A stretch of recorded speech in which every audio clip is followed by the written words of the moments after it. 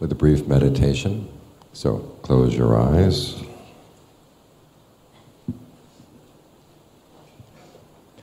Sit in a comfortable position.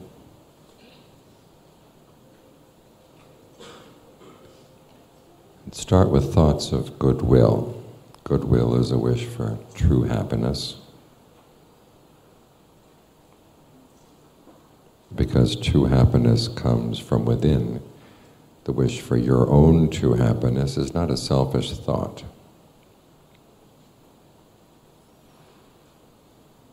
Because it doesn't conflict with anyone else's true happiness.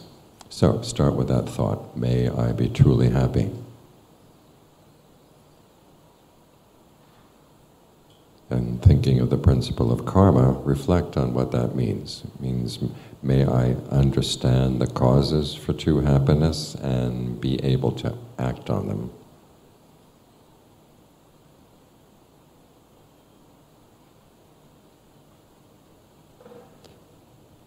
And now spread the same thought to others. Start with people who are close to your heart, your family, your very close friends. May they find true happiness too. And again, this means may they understand the causes for true happiness and be able and willing to act on them.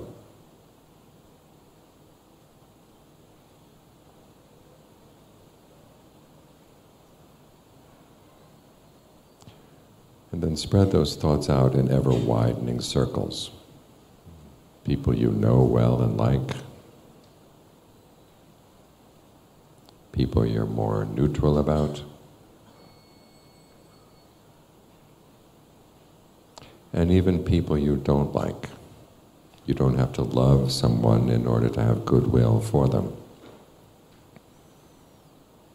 Because goodwill is basically your own determination that you will not act on any unskillful motives.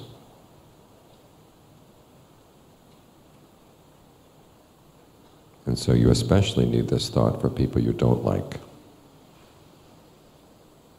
to protect your own actions.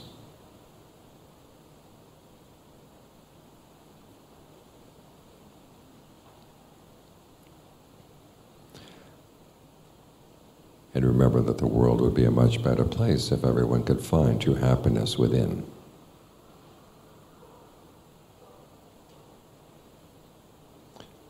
Spread thoughts of goodwill to people you don't even know.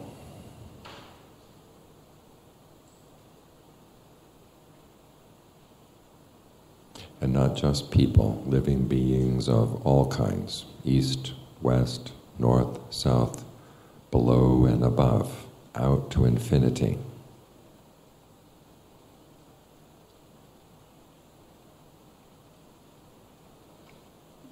May we all find true happiness in our hearts.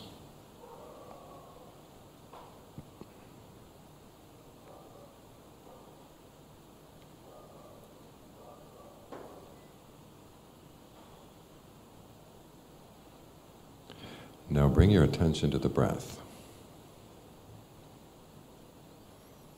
Take a couple of good long, deep in and out breaths and notice, where do you feel the sensation of breathing?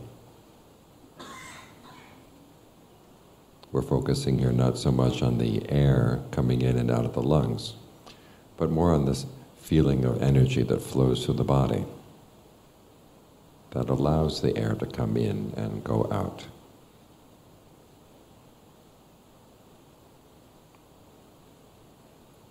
And you can feel that flow anywhere in the body at all. So try to notice, where do you feel it most clearly right now?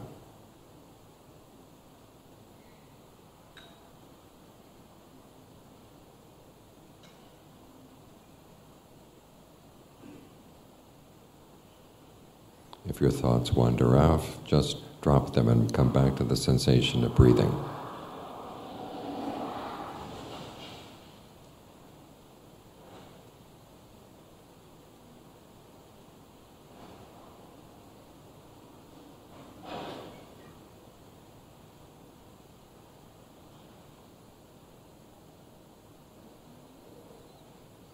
And try to notice what kind of breathing feels comfortable right now. You could try long breathing, short breathing, fast, slow, heavy, light, deep, or more shallow.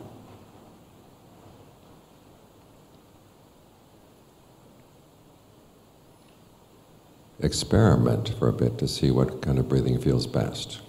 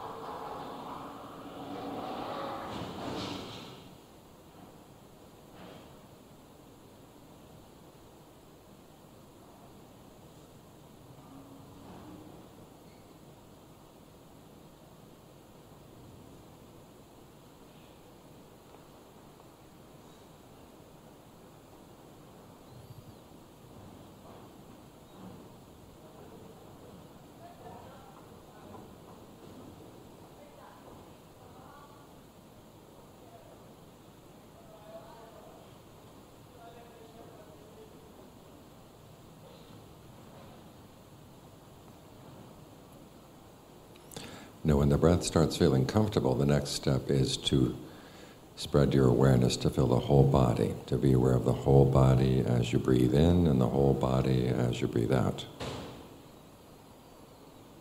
And a good way to build up to that full body awareness is to go through the body section by section first, to make yourself more familiar with how the breathing process feels in the different parts of the body.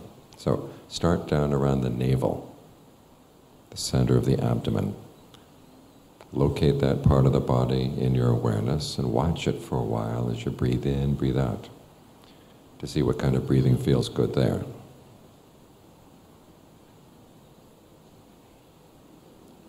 If you sense any tension or tightness in that part of the body, allow it to relax, so that no new tension builds up as you breathe in, and you don't hold on to any tension as you breathe out.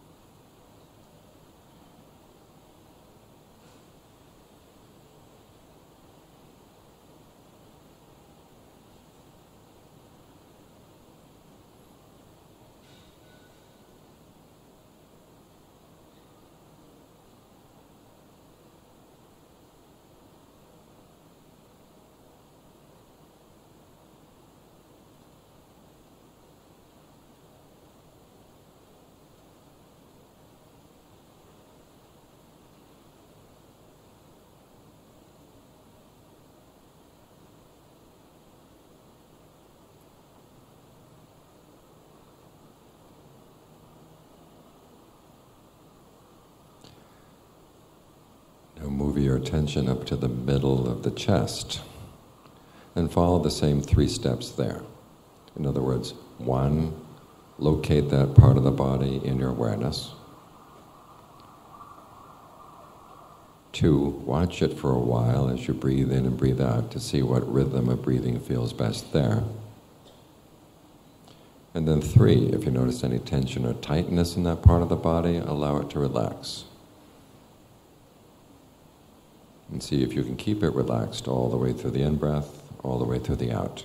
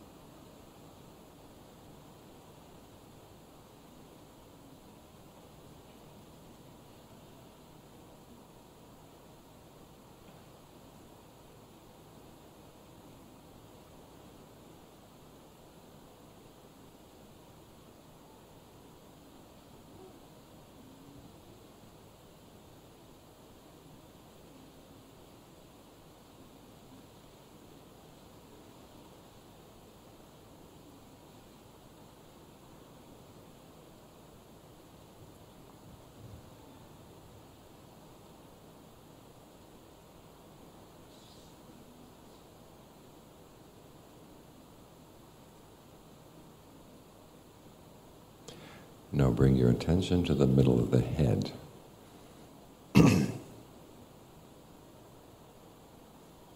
As you focus here, think of the breath energy coming in not only through the nose, but also through the eyes, the ears.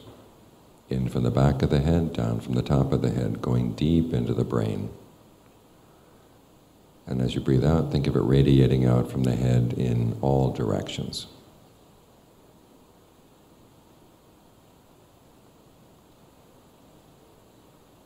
Gently working through any patterns of tension you may feel in any part of the head and dissolving them away.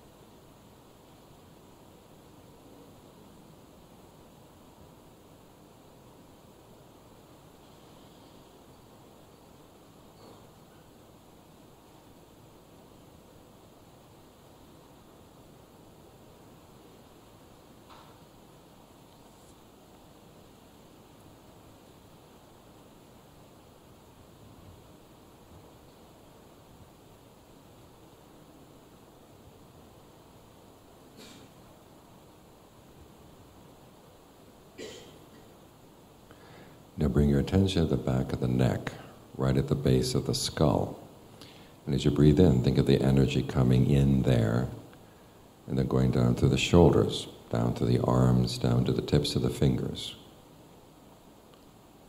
And as you breathe out, think of it radiating out from all those parts of the body into the air.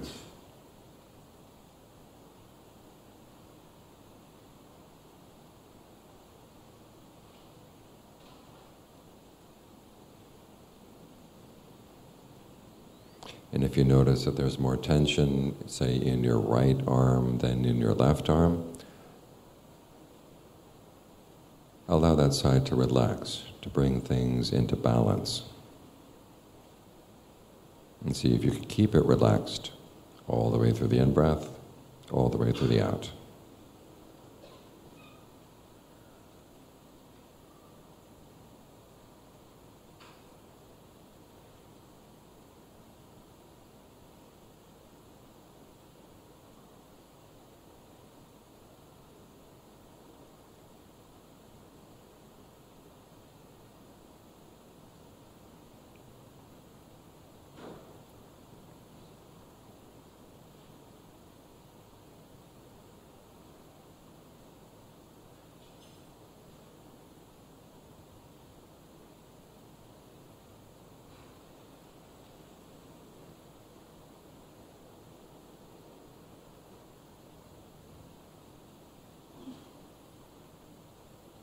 Now keeping your attention focused at the back of the neck. This time as you breathe in, think of the energy going down both sides of the spine.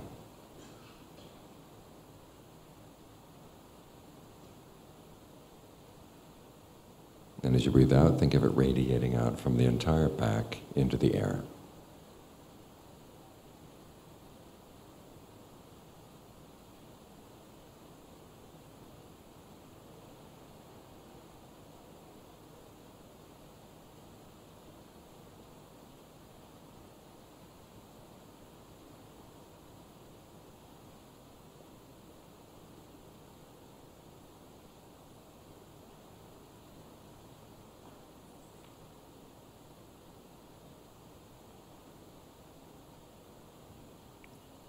And again, if there's more tension in one side than the other, allow that side to relax.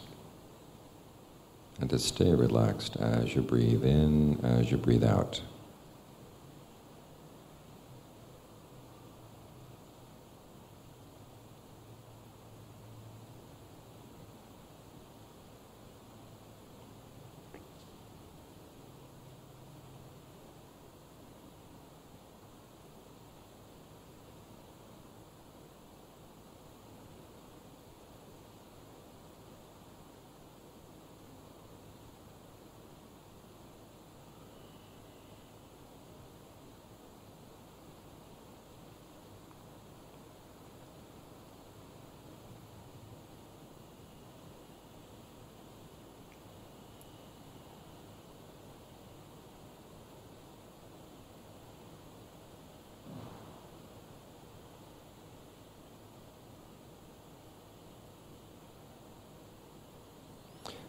bring your attention down to the base of the spine. As you breathe in, think of the energy entering there and going down through both legs, down to the tips of the toes.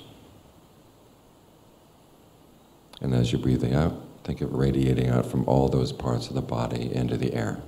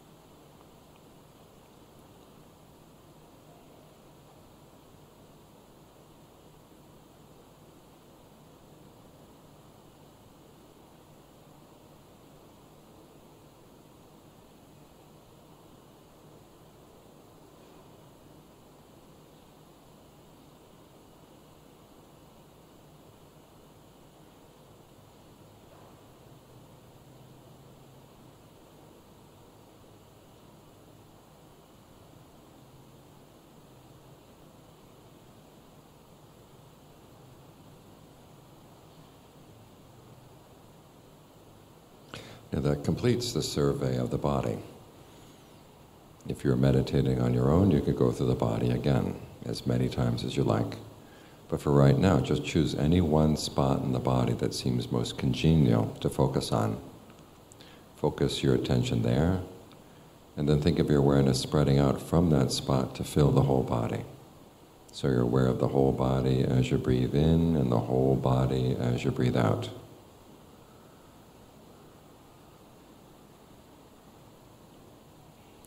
Your awareness may have a tendency to shrink, so each time you breathe in, remind yourself, whole body. Each time you breathe out, whole body. And allow the breath to find whatever rhythm feels good. Just think of all the breath energies in the body working together.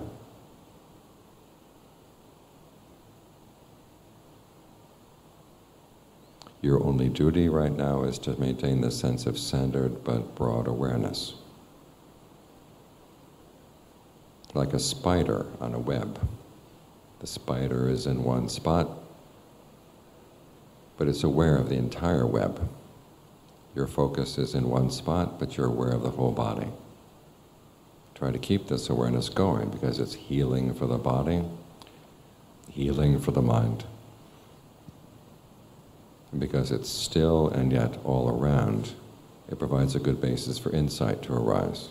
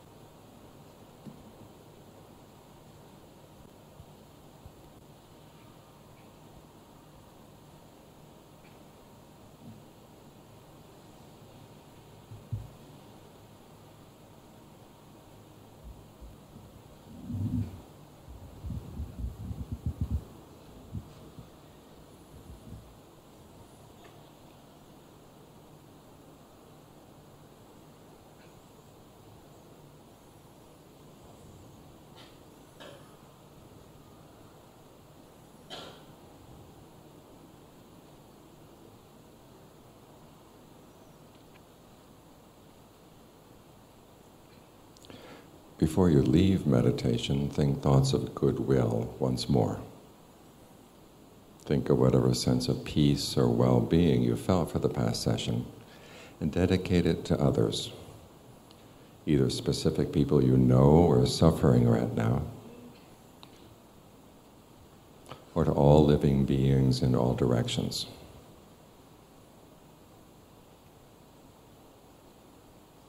May we all find peace and well-being in our hearts.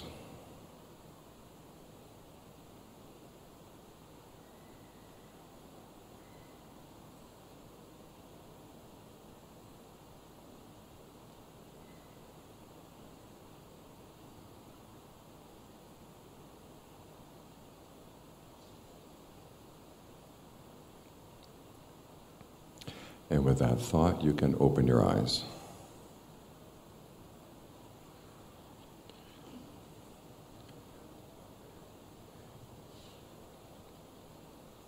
Is there any way we can turn down the bass?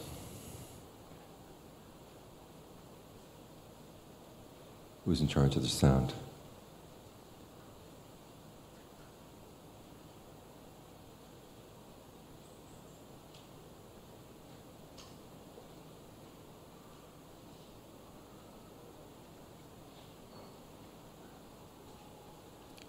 It's hard to speak clearly when there's so much reverb. Okay. Is this better? Have they done anything?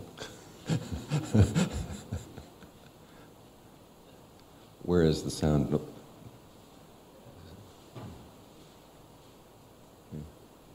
How about this? Is this clearer? Those who can't hear, perhaps you could come. It's not a question of not hearing, it's just it's too much bass, it's too much reverb.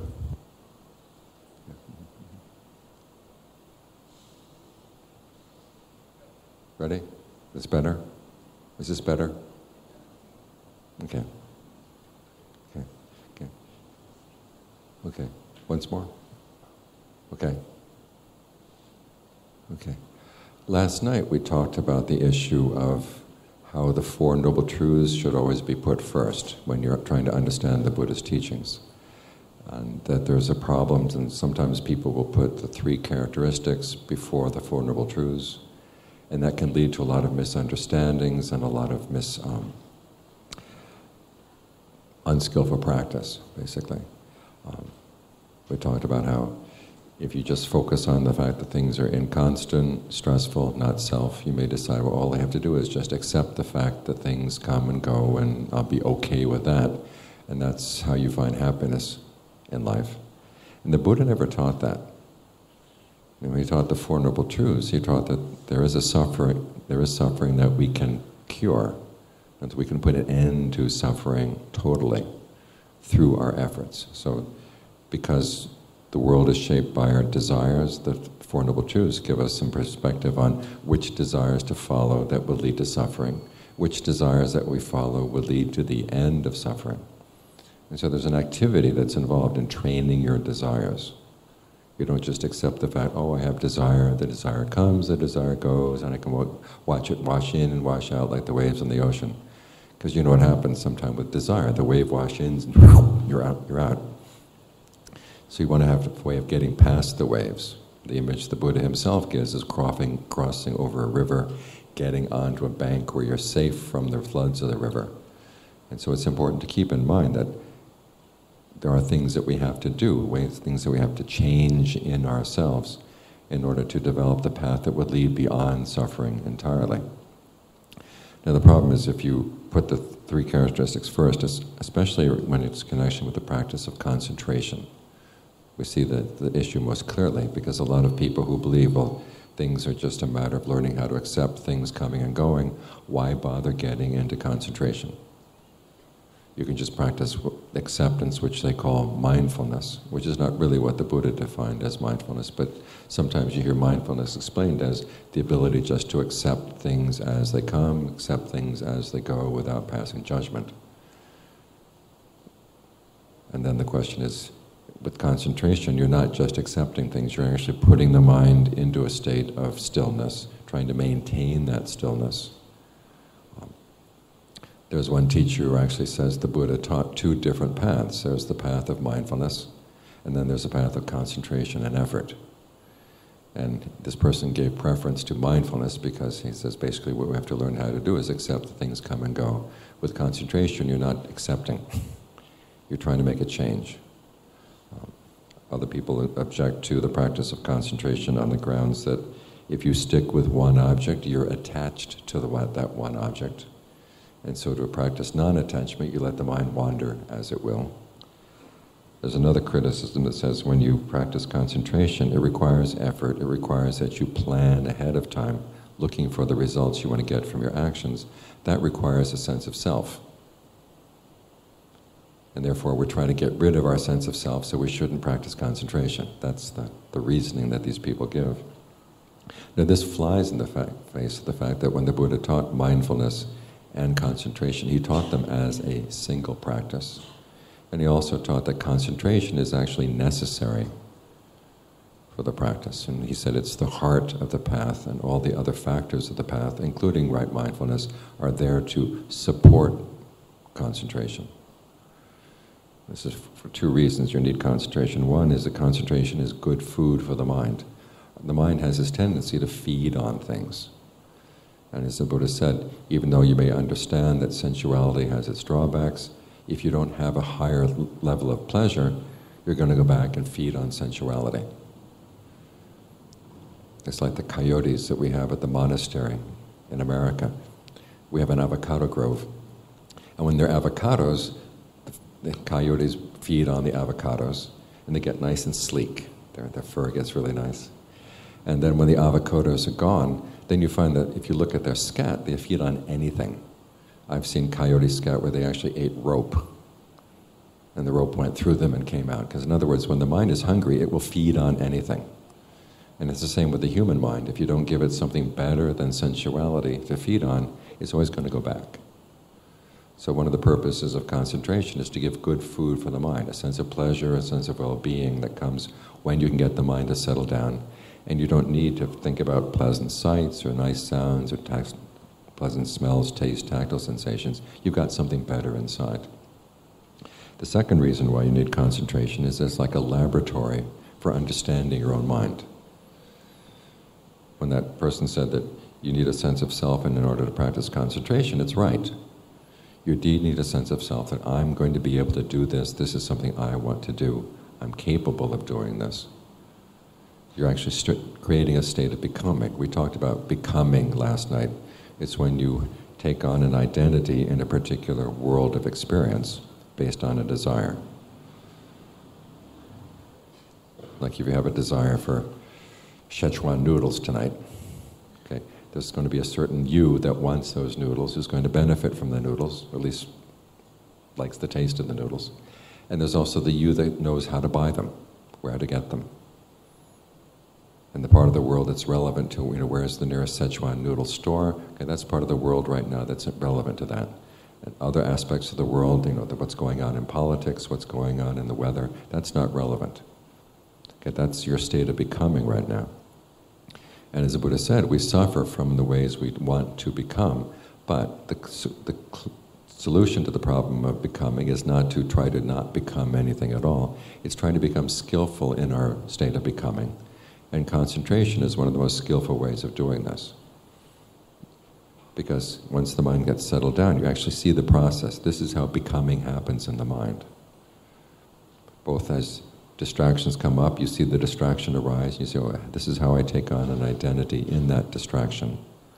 And at a deeper level, you also understand how you take on a sense of becoming as you become a meditator.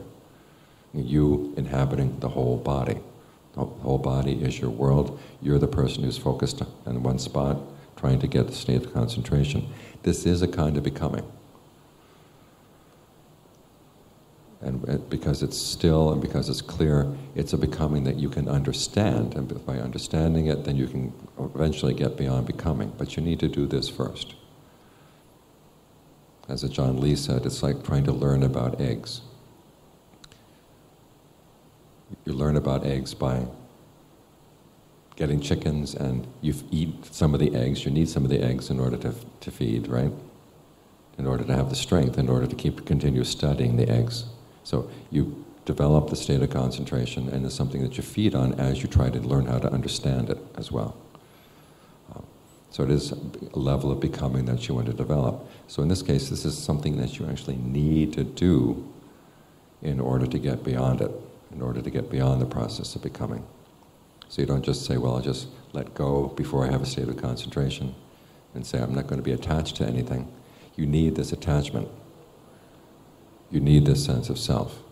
And the Forest Johns talk about this quite a lot. John Lee says most people, if they don't have a sense of concentration, they say, well, I'll just give up on concentration. He says, it's like a poor person saying, I'm going to give up on my BMW. You don't have a BMW to begin with. You work to get the BMW, and then you don't need to hold on to the BMW. It's there to use when you need it, and then you can put it aside when you don't need it. In the same way, the Buddha developed concentration, the Buddha developed discernment. Even after his awakening, even after he'd let these things go, they were still there to use. So you actually can benefit from this. And John Mahabua talks about how when we're practicing, we need to hold on. It's like climbing a ladder. You're climbing a ladder to the roof of the house, you hold on to one rung, then you hold on to the next one, and only when you're holding on to this one do you let go of the first one, so you go higher. So there's going to be attachment. You go from one attachment to a higher and higher, higher attachment. If you say, hey, I let go of everything, you fall back. So you need to hold on step by step by step until you get to the top of the roof. Then you can let go totally. Or with the John Fuang, he said it's like sending a rocket to the moon. You need the big booster to begin with. And the booster has to be attached to the rocket, but then when the booster has done its job, then you let it go. So there are things that you have to hold on to, and concentration is something you need to hold on to because, as I said, it's food for the practice, and it's also your laboratory for understanding your mind. He said, once you have this, then you can understand the 5 aggregates, you can understand the process of becoming, issues that we will talk about tomorrow night. But right now I'd like to focus more simply on mastering the art of concentration. The issue about the distinction between putting the Four Noble Truths first or putting the 3 characteristics first becomes very clear when you look at 4 qualities that the Buddha said you need to develop in order to have concentration. They are desire, effort, intentness, and using your powers of judgment. Now, a lot of times when people teach mindfulness, they say desire is a bad thing, effort is a bad thing, using your powers of judgment is a bad thing. So you've got three out of the 4 get thrown away. But these, that the Buddha said, are the basis for success. If you want to succeed at your meditation, you have to develop these 4 qualities. Desire to do the meditation, the effort that goes into developing the qualities of meditation and abandoning the hindrances that get in the way. The intentness, in which you're really focused on doing this, you're giving it your full attention. And then finally, using your powers of judgment as to what is working and what is not working, and what you might do in order to correct for a problem. You need all 4 of these qualities in your concentration. Now, you need to have them in a balanced way. Let's go through them one by one. The first one is desire.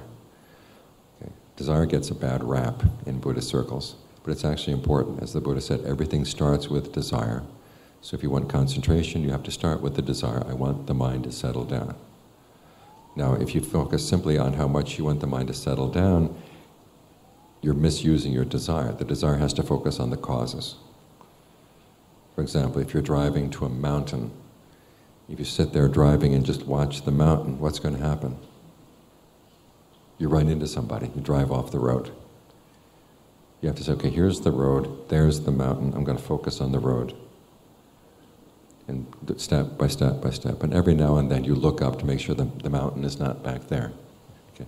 You keep yourself focused on the causes that will lead to the results. This is the right use of desire. So when you're sitting down to concentration, you don't think about, I want the 4th jhana in 5 minutes. You think about, I want to stay with the breath. I want to stay with this breath. I want to stay with this breath. Keep things going. You focus on it step by step by step. Keep the desire going. And that's how you get to the mountain. And in order to help with this desire, you need to think of various ways to motivate yourself. And the first one is heedfulness. The principle of heedfulness is basically seeing that, okay, there are dangers in my mind that I need to protect myself from. If I don't provide this protection, they're going to come and cause harm.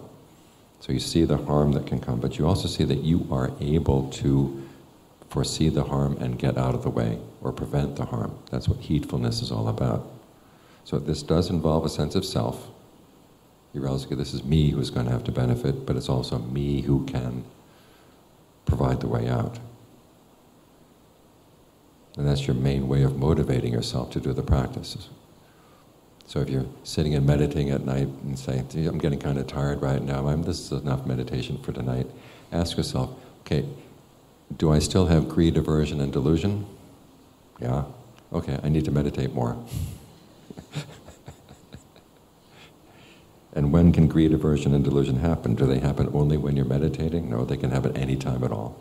So you need to prepare yourself in order to get beyond these dangers. Another way of motivating yourself is a sense of compassion. Okay, I will benefit from this. Do I love myself? Okay, if I love myself, I want to practice. Do I love the people around me? Yes. Okay, do I want my greed, aversion, and delusion to go wandering around and biting everybody else around me? No. So I show compassion for them by getting my mind more trained. So that's a way of motivating yourself just to stick with the practice. Another way of motivating yourself that the Buddha gives is having a sense of shame. You're sitting there and your mind is wandering all over the place. And you remind yourself, there are people in the world who can read minds. What if they were reading my mind right now? And you say, well, I hope that the people reading minds have compassion and some understanding. But still, they would say, this person, I don't know about this person. Okay, you say, okay, I want to have a good mind for them to read. So that's one way of using a sense of shame. Another way is if simply, here's your opportunity to practice the Dharma, and you're sitting there and you're thinking about, tomorrow's whatever. And wouldn't you be ashamed of the fact that here you had this opportunity and then you threw it away? So use that thought in order to motivate yourself. There's also a sense of pride. When the Buddha is talking about shame, he's not talking about the shame that's the opposite of pride. He's talking about the shame that's the opposite of shamelessness. His sense of shame also goes with a sense of pride. Okay. This is a technique I want to master. This is a skill I want to master. Once you develop some level of skill, you don't want it to fall back. You want to take pride in your workmanship. You want to take pride in your skill. So that when you're in a difficult situation, you don't say, today there's too much noise from the neighborhood. These crazy people next door, they're always making noise during the Dharma talk. It's like, okay, I want to show them I can still keep my mind concentrated even when they're making noise. So it's a sense of pride. So these are the various ways that you can motivate yourself to have the desire in order to work on the meditation, to work on concentration. So that's the first basis for success. The second basis for success is effort. Persistence. You just keep at it again and again and again, trying to develop your theme of meditation and also trying to get rid of any hindrances that come up. You may have heard of the hindrances. These are the things that get in the way of concentration. There are 5 major categories. There's sensual desire, there's ill will. Ill will here means basically wanting to see somebody suffer. There's sleepiness and drowsiness, restlessness and anxiety, and then uncertainty or doubt. These are the 5 things that get in the way of concentration. And so when they come up in the mind, as the Buddha says in the mindfulness and sutta about mindfulness, he says you want to figure out when they come, you want to know that they're there, and when you want to recognize them as a hindrance. And then realize, okay, these are things that you want to get past, these are things you want to abandon. Now, there are basically 3 steps in this. The first one is, 1, recognizing that it's a hindrance. And when you recognize that it's a hindrance, that's a major step right there. Because for most of us, when sensual desire comes, we don't say, oh, this is a hindrance. We say sensual desire, hey, this is cool. Let's go with it. So the first thing you've got to do is recognize, okay, this is a hindrance, and this is something I've got to abandon. And then you think of the various ways that the Buddha recommends that you abandon that hindrance. There are 5 techniques altogether. The first one is simply recognizing, I don't want to be here, change the topic of your mind. You can go back to your breath. You say, whoops, I've slipped off, you come right back. That's one. The second one, you keep coming back, even though you don't recognize this as a hindrance, but you still like it. So then you have to look at the drawbacks. You know, if I thought this thought for 24 hours, where would it lead me? Okay? Not in a good direction. So why am I giving it even a little bit of time? One of my favorite techniques when dealing with a hindrance to see the drawbacks is, if this were a movie, would I pay to watch? The acting is horrible. The storyline is very predictable. It's not worth it. If I'm going to watch a movie, I should watch better movies, okay? So in that way you see this thought is not worth going with. So you learn how to see the drawbacks of this kind of hindrance. That helps you get out of it, get back to your breath. A third way of dealing with it is something to ignore it. In other words, the thinking is going on in the mind, but you say, my breath is still here, I don't need to pay attention to that. It can chatter away as much as it likes, but I'm going to stay focused on my breath. Because after all, the breath is still there. You can still focus on it, even though the chattering is going on. Think of it like, you know, like a crazy person coming to talk to you while you've got work to do. If you turn to the crazy person and try to chase the crazy person away, they pull you into their craziness. Okay? So you've just got to pretend they're not there, and they'll get crazier and crazier and crazier to get your attention. But you say, nope, I'm not going to pay any attention. And after a while, they see that you're not paying attention, then they go away. It's like a stray dog coming for food. You don't feed the stray dog, after a while the stray dog goes away, even though it's bothering you for a while, but you just pay no attention. So with some kinds of thoughts, all you have to do is just don't pay them any attention, and they go away. The fourth technique, and this is one that works especially well when you get more familiar with the breath energies in the body, is that whenever a thought appears in the mind, there will also be a little pattern of tension that appears someplace in the body to go along with that thought. It's kind of there's a little stirring in the body, and then there's a label that latches on, okay, this is a thought, and then from that spot, then you start thinking about things. But at this little point of tension in the body is what keeps the thought going. So if you can find that little point of tension wherever it may be, you breathe through it. Just dissolve that pattern of tension, and the thought will go away.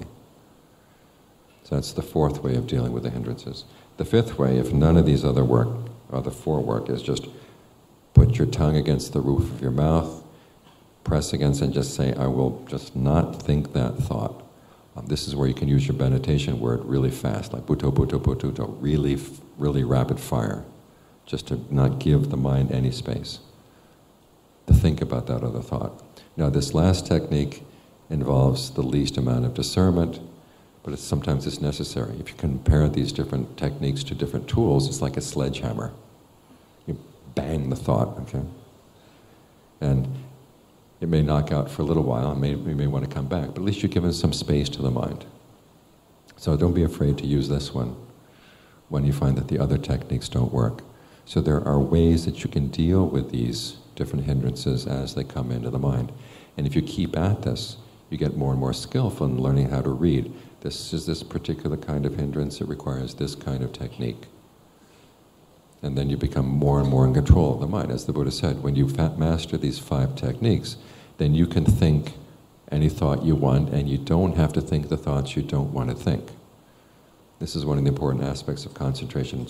Mastering your concentration is that the kind of thoughts that would come into the mind and they just keep driving you crazy, you realize, I don't have to think those thoughts anymore. I can be in control of my thoughts. My thoughts don't have to be in control of me.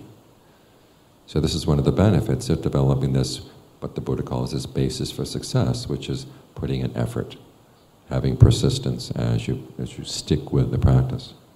The third one is being intent. In other words, giving full attention to what you're doing. Meditation is not a ritual, as you don't just go through the motions. You really pay careful attention. When I do this, these are the results. When I do that, these are the results. You want to know clearly. You want to be observant. So that when you begin to notice, if I'm getting the results I want, I stick with it. If I'm not getting the results I want to do something else. The Buddha compares this to being a cook working for someone else. You learn how to notice, what kind of food does this person like? Does the person like salty food? Does the person like sour food? Okay, if they like sour food, I can provide more sour food. If the person's getting sick and tired of sour food, we're getting something else. So you have to pay careful attention. Because as the Buddha said, sometimes your master will not tell you what kind of food he likes. The master expects you to notice. So you have to pay careful attention, because the mind doesn't always tell you right up front, I want this, I want that. It just wanders off. So you have to pay careful attention. And this is what intentness is all about. And you pair this with the last of the qualities, which is using your powers of judgment, using your powers of discernment. If something is not working, you try to figure out why is it not working, and you try to use your ingenuity to figure out, well, what else might work. When I was staying with Ajahn Phương, these were the two qualities that he emphasized most in the practice, is paying attention, being observant, and then using your ingenuity. If this kind of breathing doesn't work, what other kind of breathing might work? Or maybe tonight the mind just doesn't want to be with a breath. What other topic can I give it that it'll be more likely to settle down with? In this case, then you start trying to analyze. Okay, what's the problem in the mind right now? Is the problem lust? Is the problem anger? Is the problem a storyline that came in from today? One way of dealing with storylines is that practice we did at the very beginning, is just think goodwill for all beings. Think about the Buddha on the night of his awakening. You had those three knowledges. The first knowledge is with the knowledge of his previous lifetimes. If you think you're bringing stories into your meditation, think about that, remembering lifetimes going back thousands and thousands of eons. The Buddha had lots of stories that night. And if he wasn't careful, he could have gotten stuck in one of those stories. And here you only have one story. Okay, the Buddha was able to let go of all those stories.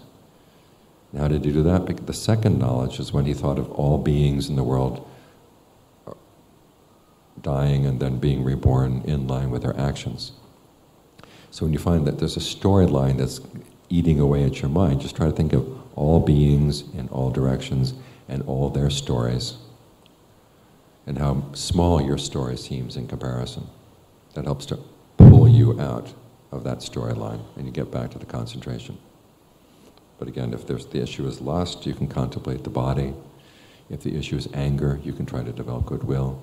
Use your ingenuity in getting the mind to settle down. This is a basic principle in any skill.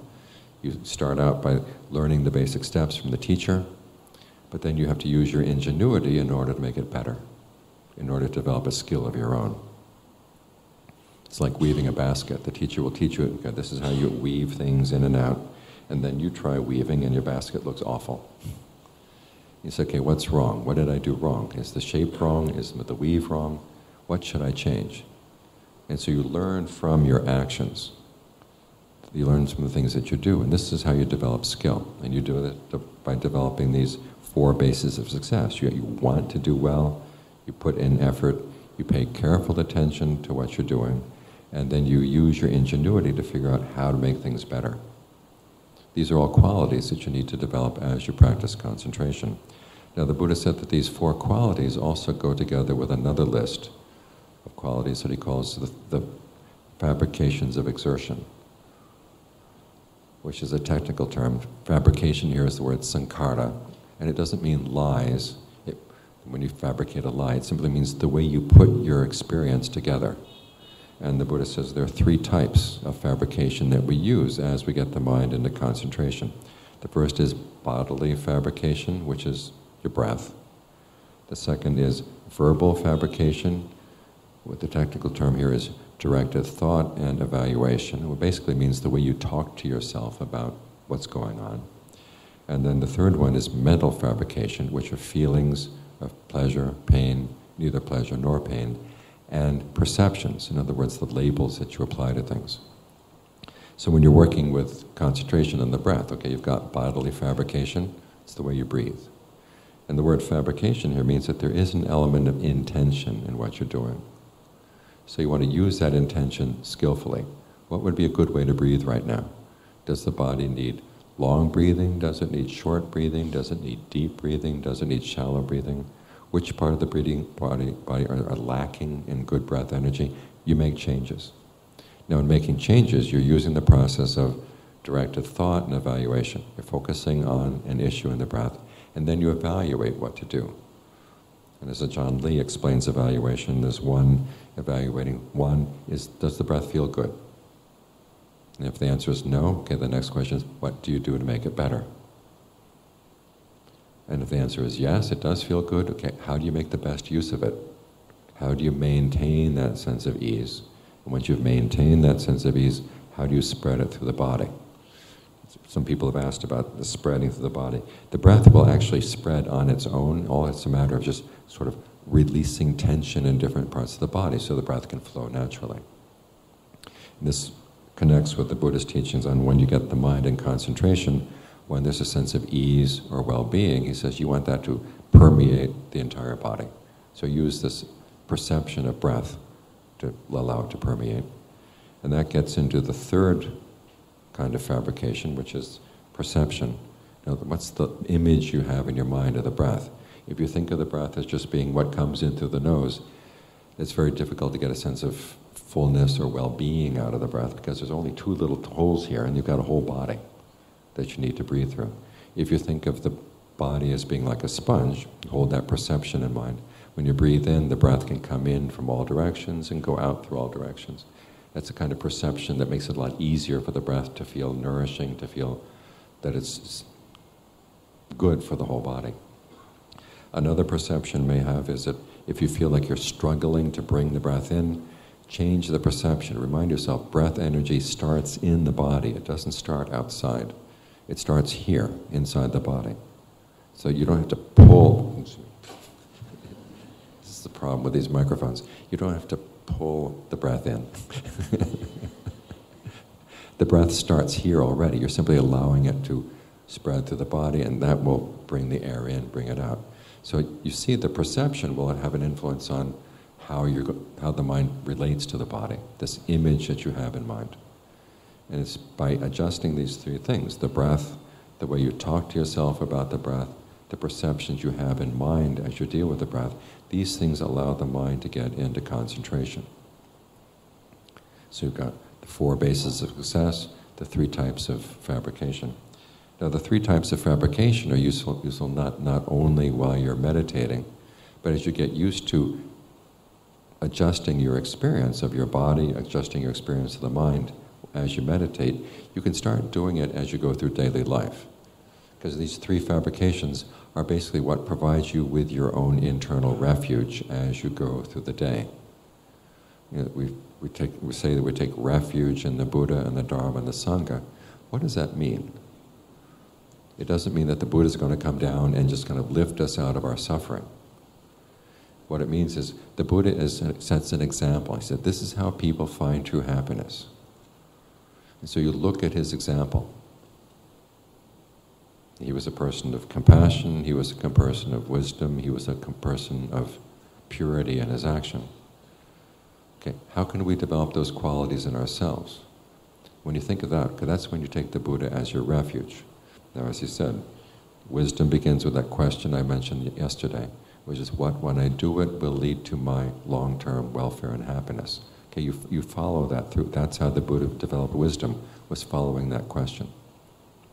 As for compassion, that connects with wisdom in the sense that if you realize, if you want your happiness to be long-term, it can't cause anyone else any suffering. There's a story that they have in the canon. There's one day, King Pasenadi was in his palace with his queen, Malika. And in a tender moment, he turns to her and says, Malika, is there anyone you love more than yourself? Now, you know what he's thinking, right? He wants her to say, yes, Your Majesty, I love you more than I love myself. And if this were a cheap movie, that's what she'd say, right? but this is the Pali Canon. And she says, no, there's nobody I love more than myself. And what about you? The king says, well, no, there's nobody I love more than myself. So that's the end of the scene. So the king goes down to see the Buddha and tells him what happened. And the Buddha says, you know, she's right. You could go throughout the entire world and you would not find anyone that you loved more than yourself. And in the same way, there's nobody out there who's going to love you more than they love themselves. And so then what is the conclusion the Buddha draws from this? He doesn't say it's a dog-eat-dog world, just go for what you want. He says, no, be very careful that you don't harm anybody. Because if your happiness harms somebody else, they're not going to want your happiness to last. They're going to do what they can to put an end to it. So this is the beginning of compassion. You have to think about other people's happiness as you're planning for your own happiness. And then finally, with purity, the Buddha taught his son the principles of purity, which are, before you do something, ask yourself, when I do this, what are the results going to be? And if you foresee any harm, you don't do it. If you don't foresee any harm, go ahead and do it. While you're doing it, check to see, are there any bad results happening right now? If you see that you actually are causing harm, you stop. If you're not causing any harm, you continue with the action. When it's done, then you reflect back on the long-term consequences. And if you realize that you did cause harm even though you didn't want to, okay, learn from that mistake. Then go and talk it over with someone else who's more advanced on the path so that you can learn what other ways of acting so you don't act and make that mistake again. And if you didn't cause any harm, take pride in the fact that and take joy in the fact that you're making progress on the path. He said, this is how you purify your thoughts, your words, and your deeds. Now in all these cases, the search for wisdom, the search for compassion, the search for purity, all are based on taking seriously your desire for long-term happiness and learning how to act on it at all times. And this is how the Buddha developed his qualities of wisdom, compassion, and purity. So we take him as an example. Similarly with the Dharma, with the Sangha, we take them as examples, and that's how we develop refuge. Now how do we do that? It's through these three kinds of fabrication. Say anger comes up in your mind. Okay, you want to protect yourself from the anger. First thing you do is look at how are you breathing right now? Can you calm the breathing down? Because all too often when we get angry, because the breathing gets really difficult, and when we say we want to get it out of our system, it's because the breath has gotten uncomfortable. And so instead of, the usual ways of either getting it out of your system or just yelling at the other person, or else bottling it up and getting cancer. Okay, there's a third alternative, which is you breathe through it.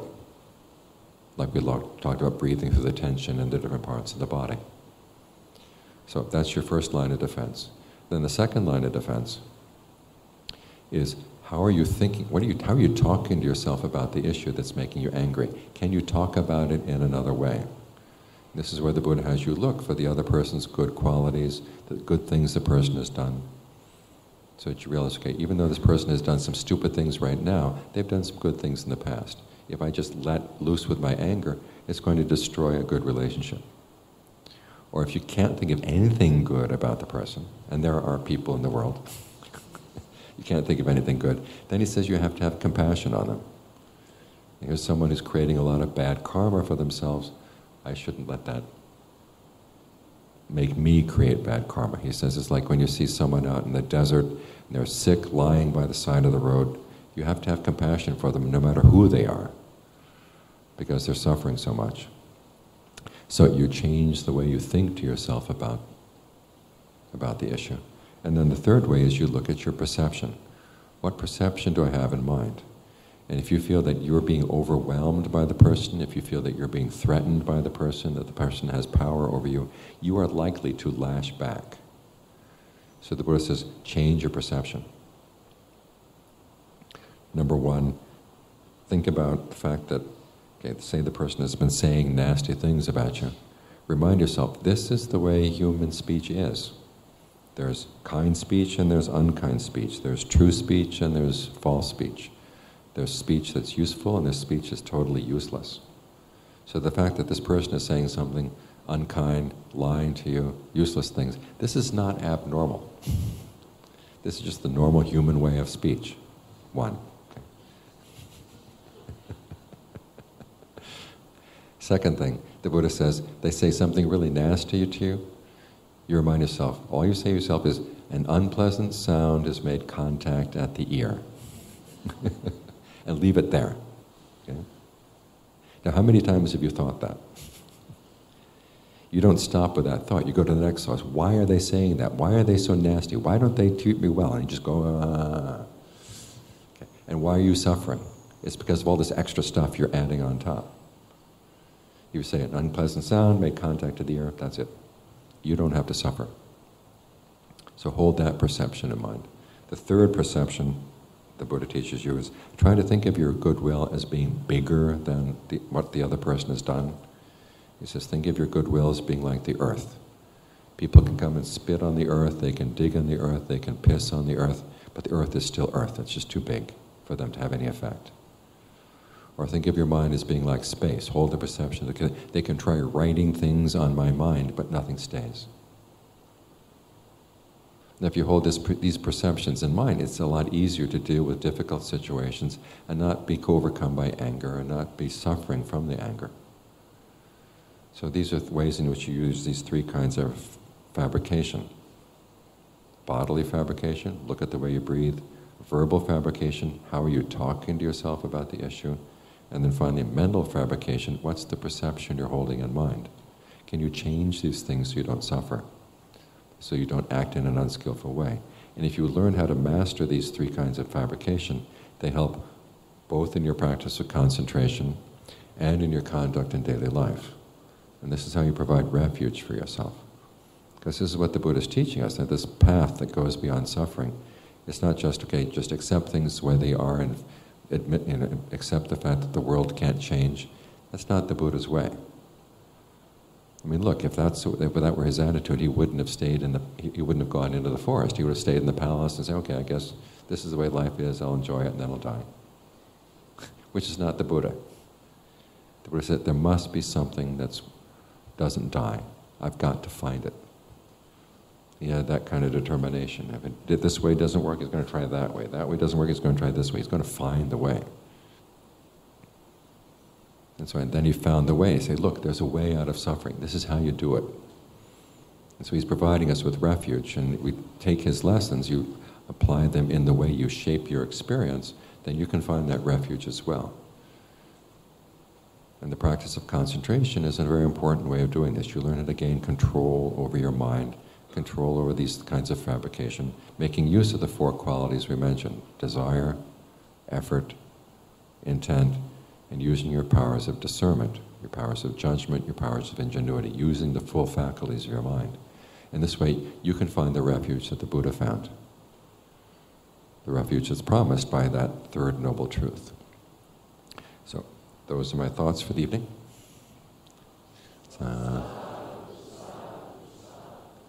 Are there any questions?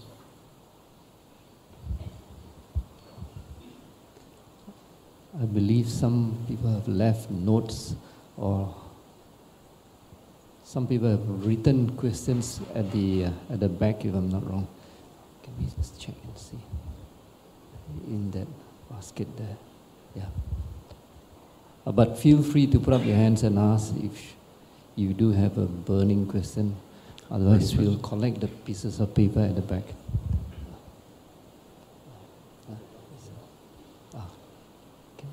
Are there any questions before the papers come up? Yes.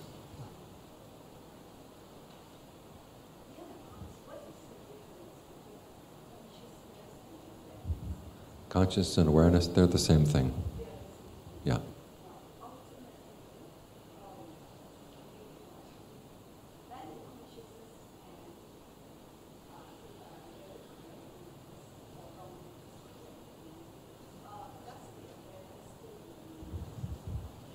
Okay, there's two kinds of consciousness. There's the consciousness in the five aggregates, and then there's the consciousness of awakening. And they're two different things. The consciousness in the five aggregates depends on causes. whereas the consciousness of awakening doesn't depend on any causes. So ultimately, there are if a person has become enlightened, Mm-hmm. then what is the state? What is the what? What is the state? I find that it means a lot of Mm-hmm. what is the result? That is what it is. Okay. Okay. There's, as the Buddha said, there's a dimension that lies outside of the five aggregates, and that dimension is the dimension of awakening. Now, it doesn't exist in space, and it doesn't exist in time. It's something outside of space, outside of time, outside of conditions.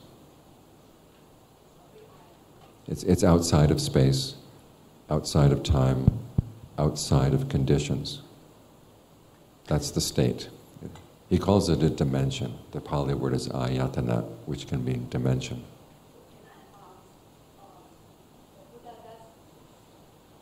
But he says in that state you can't say existent, you can't say doesn't exist, you can't say both, you can't say neither, because the Buddha himself now is undefined. People are defined by their desires, by their attachments. When someone is unattached, there's no way you can define that person. And when you can't define something, you can't describe it, either as existing or not, both or neither.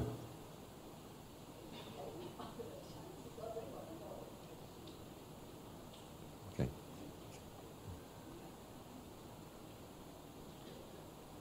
Okay. A couple questions. Wei-Ming, can you check if the mic is on? Okay.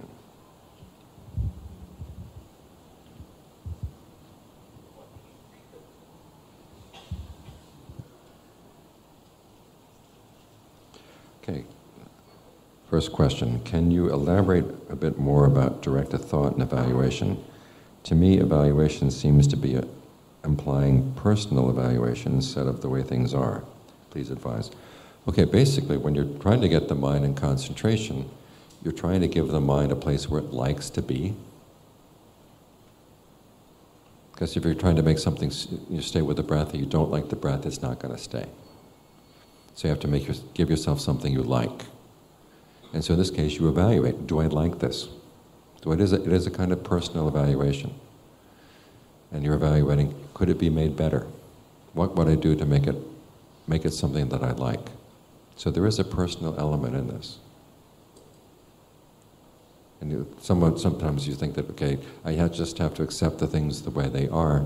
The Buddha never said that. You learned how to accept the way things are, but one of the things you accept is I can change certain things, so I should change the things that I can change to make better. I'm not totally powerless. Okay, you have to accept the fact you do have some power, and you want to make good use of that power. So yes, there is a personal element there.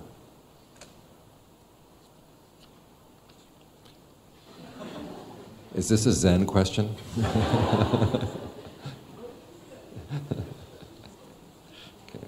Okay.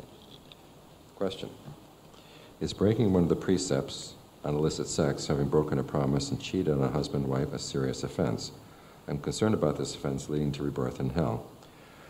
Okay, the only things that definitely will lead you to rebirth in hell would be to kill your parents, okay? Or to kill a Buddha. Now, the Buddha's not here to kill. So don't kill your parents. However,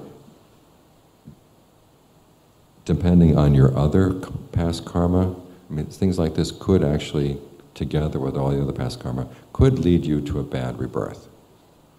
However, not necessarily. If you see the error of your ways and you realize, I don't want to do this again, you make up your mind, I'm going to abstain from this, and you hold to that, okay, that can protect you. So you don't have to fall. So it doesn't mean that once it's happened, you're doomed. There are ways that you can change your actions, there are ways you can change your attitudes and realize, okay, that was a mistake, I don't want to repeat that mistake ever again. Then you don't have to be afraid that it's going to lead to hell. Okay. I feel unstressed when I lie down. In the lying down posture, it is very nice to do breathing meditation. Sometimes I do fall asleep, but when I wake up refreshed, I'm refreshed. I will do the meditation again in that lying posture. Is it recommended? Am I lazy? Okay. The lying posture is one of the legitimate ways of meditating. But as you notice, one of the main problems is you fall asleep, which is not meditating. Okay.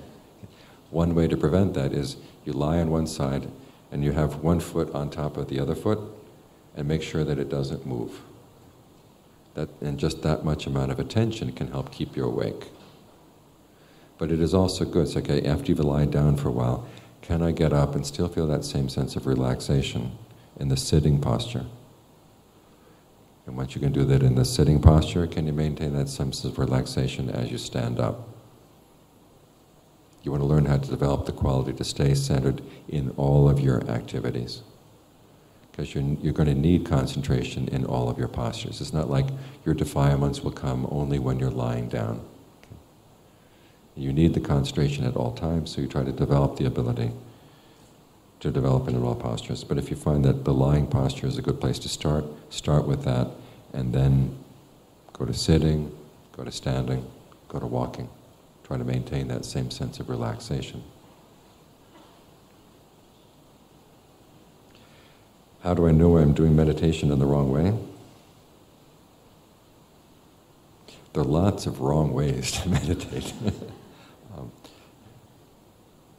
One of the wrong ways is if you start having visions. You say, okay, if you're going to have visions, you need a teacher to help make sure you don't go crazy, because people start believing their visions. So if a vision comes, just breathe very deep into your heart 3 times and it'll go away. We're not here for the purpose of visions. If you find that your mind feels more scattered after you meditate, okay, that's wrong. If you start making assumptions that I'm a stream enterer, I'm a once returner, that's again, check with a teacher on that one and find a teacher you trust.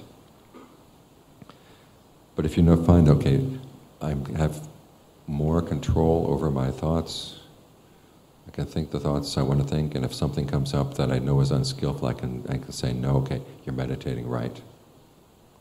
That's the right sign of progress in meditation. Can you do meditation with your eyes open? Yes, of course. Just make sure you don't stare, say at a flame or something. I know someone who actually went blind staring at a candle flame, trying to do Kasina meditation. Okay. You're not trying to put yourself into a trance. If you're going to meditate with your eyes open, try to keep your focus soft and not boring into it. Okay. How do you do walking meditation? Okay, you do walking meditation first by doing sitting meditation, and then you get up and you try to maintain the same attention to the breath that you had while you were sitting. Now, a good walking path is something that's at least 20 paces long. If it's shorter than that, you get dizzy. And you want to walk at a fairly normal rate, because what you're trying to do is learn how to bring your concentration into the different activities of your life. And so if you do very slow walking, you can do that only in a very safe place. Okay? You try crossing the street that way.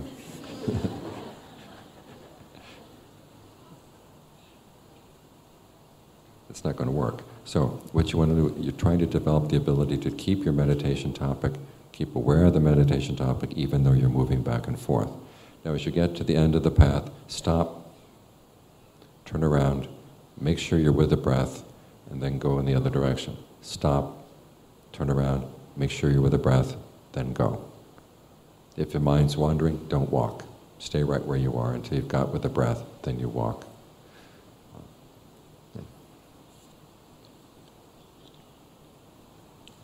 When I meditate, I like to breathe into my head or my brain. When the energy feels full, the breath seems less obvious, and the mind seems locked with less thoughts.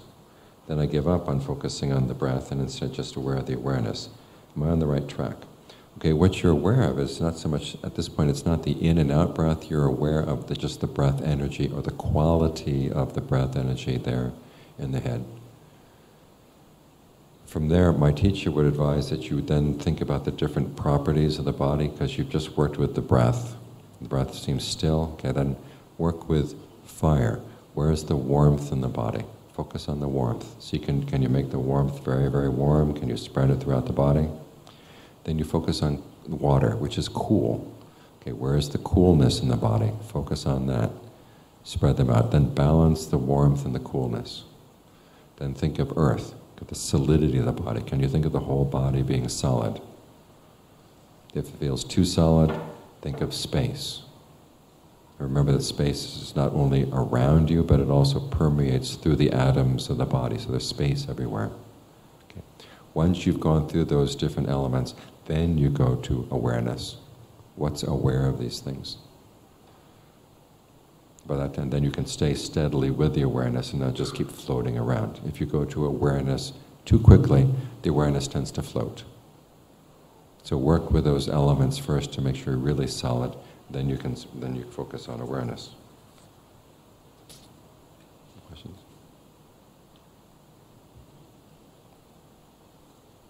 Oh my gosh, lots of questions tonight.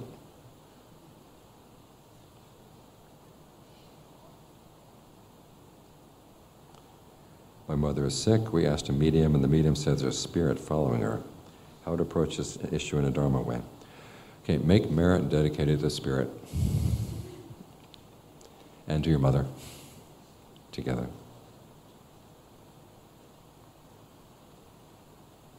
Yeah, that's the Dharma way.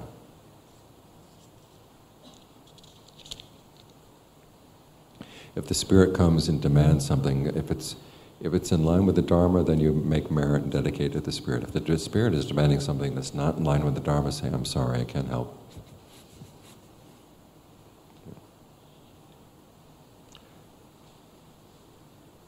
I'm asking this question on behalf of my friend who's not able to make it for tonight. Thank you.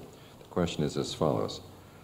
I get bad head tension whenever I meditate. I can feel it even when I'm doing my daily routine. There's a way to better deal with it so that it doesn't affect too much doing meditation. Try to focus lower in the body. Don't focus up in the head. Focus down around the abdomen, or focus in the palms of your hands, the soles of your feet. In other words, as far away from your head as you can. And if there's a tension that builds up here, think of the tension going down, down, down. As you breathe in, think of the energy going down. As you breathe out, think of the energy going down. Out through the arms, out through the palms of the hands, out through the soles of the feet. That's one way of dealing with the tension in the head.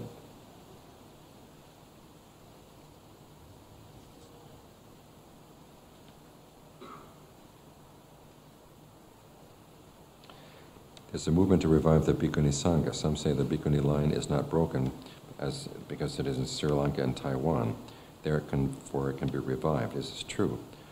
The Bhikkhuni line in Taiwan is a different tradition. They have different rules. They practice in a different way. If we were to start the Bhikkhuni lineage in Theravada, what you need is someone who has been practicing and who learned that from someone who had practiced as well. The lineage is an apprenticeship. In other words, you have a living teacher who teaches a living student, and then that student, having been trained, is in a position to teach someone else. Once the apprenticeship line has been broken, there's no way you can start it again. So what we have as a substitute now is that we have 8 precept ordination for women. In this way, women observing the 8 precepts can stay in monasteries where there are bhikkhus. Because bhikkhunis cannot stay in the same place with bhikkhus. But 8 precept nuns can stay in the same place with bhikkhus, and then they can learn directly from a living teacher. Because I've seen the problem in America. You have bhikkhunis who are newly ordained, they become ajahns, and they start teaching right away, and they don't have any training. And when you have an untrained teacher, then it's bad for the student.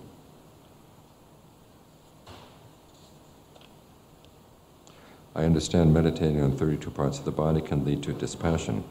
Can it also lead to the jhanas?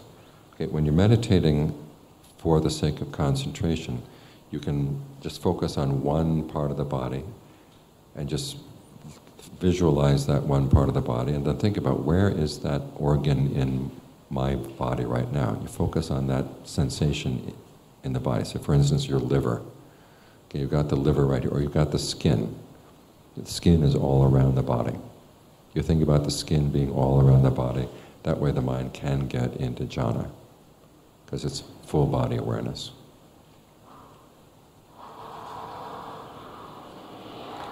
What is that? Trash? Okay.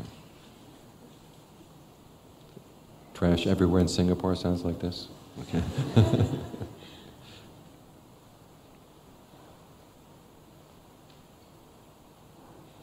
I read in the suttas that the Buddha spread metta to all directions only after he emerged from the jhanas. Is this a hint that effective metta can be done only after one emerges from jhana? I don't know this passage. I mean, the Buddha spread goodwill all the time. However, when you're getting, there are two times when you want to do concentration, do metta practice. One is before you start practicing concentration, and the other is when you come out. When you do it beforehand, that's basically for yourself. In other words, you just want to clear the decks. Any issues you have with people who did or said something in the course of the day that you're feeling angry about, you say, look, goodwill for everybody. Goodwill for all the good people, goodwill for all the bad people. Because that then helps you get into concentration. Okay. Then, when you come out, then you do it for their sake. Because your mind has more power. The metta has more power. Because your mind is more focused and you can think goodwill for other beings. And sometimes some people are actually receptive and they can actually pick up the fact that someone is spreading goodwill to them, if the concentration is good. There was one time I was meditating back in Thailand, and one of my teacher's students was going through a very bad period in her life, so after the meditation I spread some goodwill to her. The next morning she came to the monastery, did you spread goodwill my way last night? Yeah. So when you do it afterwards, it's for their sake. Why is concentration derived from walking meditation? It will be longer lasting according to the suttas. Can't understand this since walking has a lot of movements involved versus sitting. Okay. If you can get the mind concentrated while you're walking, okay, then your concentration is more powerful. Okay. If you can be concentrated only when you're sitting, the concentration still requires a very specific environment and very specific posture. And it's not necessarily as powerful. But if you can do walking meditation and still be concentrated, then when you sit down, your concentration will still be even more powerful. So that's what it means. It's not that walking concentration is necessarily more powerful than sitting concentration. It means if you can master it to the point where you can be concentrated when you walk, okay, your concentration will be powerful. You sit down and it will be even stronger.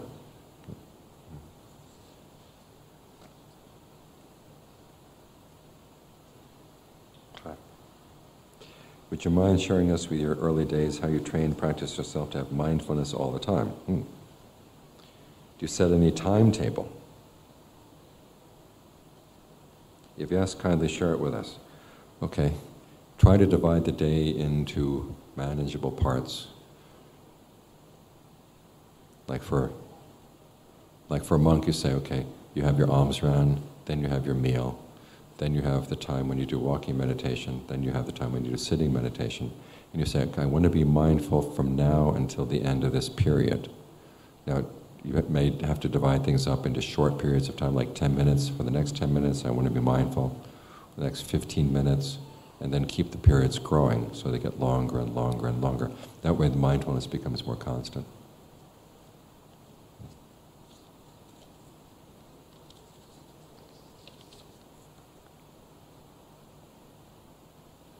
Since concentration is so important, do we need to attain the 4 jhanas states in order to go on to attain insight? Okay, concentration is important. As the Buddha said, you can gain awakening from the first jhana if your discernment is strong. So you don't need all 4 jhanas to gain awakening.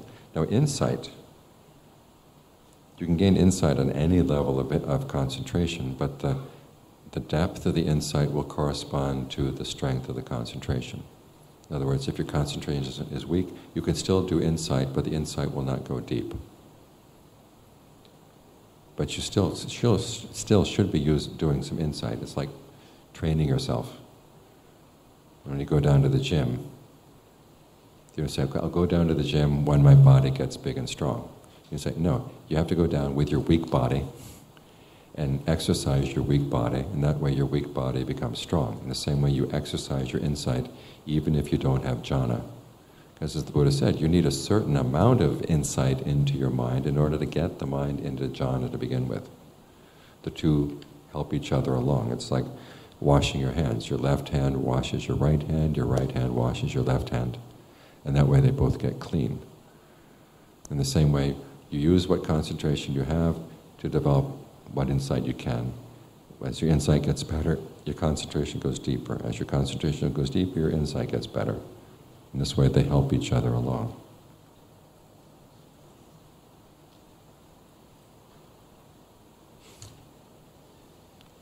Is it possible to keep the pure precepts as a layperson?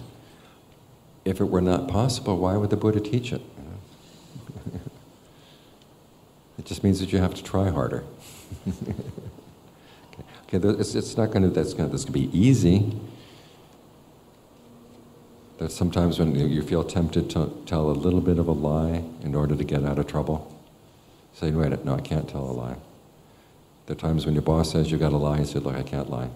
You have to use your ingenuity, you have to use your discernment so you can keep your precepts and actually live with other people. But it's not impossible. The Buddha never taught anything impossible, okay? So, try to hold to the 5 precepts because this is your protection. Again, this is another way in which you create refuge for yourself. And as for the things that would tempt you to break the precepts, you have to remind yourself, okay, those things last only for a little while, and then they're gone. And then what you're left with is the karma of having broken the precept. So hold to your precepts. The Buddha calls the precepts wealth, noble wealth, which is much more important than the wealth of the world. Last questions.